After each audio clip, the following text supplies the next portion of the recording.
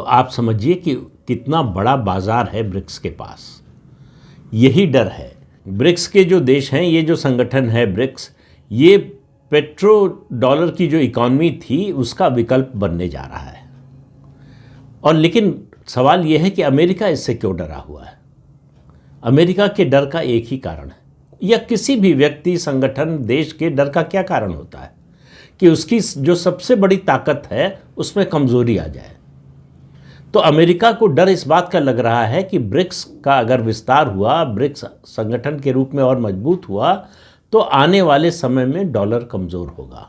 और भारत ने इसी साल अगस्त में ये घोषणा की कि ब्रिक्स के जो सदस्य देश हैं वो भारतीय रुपए में 100% ट्रेड कर सकते हैं। भारत का ये फैसला भारत की जो करेंसी है उसकी एक्सेप्टेंस विश्व व्यवस्था में बढ़ाती भी है और डॉलर का उपयोग कम करती है, डॉलर का महत्व भी कम करती है। अमेरिका को डर इसी बात का है।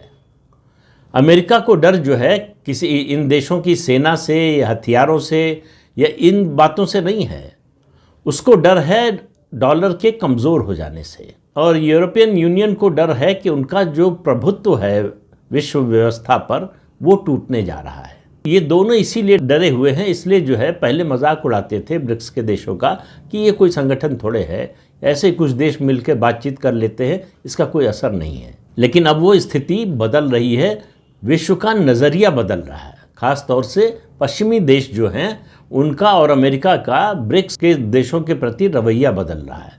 उनको लग रहा है कि ये वास्तविक खतरा है, हम जिसको इग्नोर करने की कोशिश कर रहे थे वो ऐसा नहीं है। और उसमें भी इसकी लीडरशिप भारत के हाथ में जाती हुई दिख रही है। भारत ग्लोबल साउथ की आवाज़ बन चुका है। भारत के पास जितना बड़ा डिजिटल इंफ्रास्ट्रक्चर है फाइनेंस का, दुनिया में किसी देश के पास नहीं है। और भारत दुनिया के बाकी देशों की परवाह करता है, पश्चिम की तरह सिर्फ अपने बारे में नहीं सोचता है। ये कोरोना के दौरान हमने दिखाया। दुनिया के जितने गरीब देश थे उन सबको मुफ्त में वैक्सीन उपलब्ध कराई।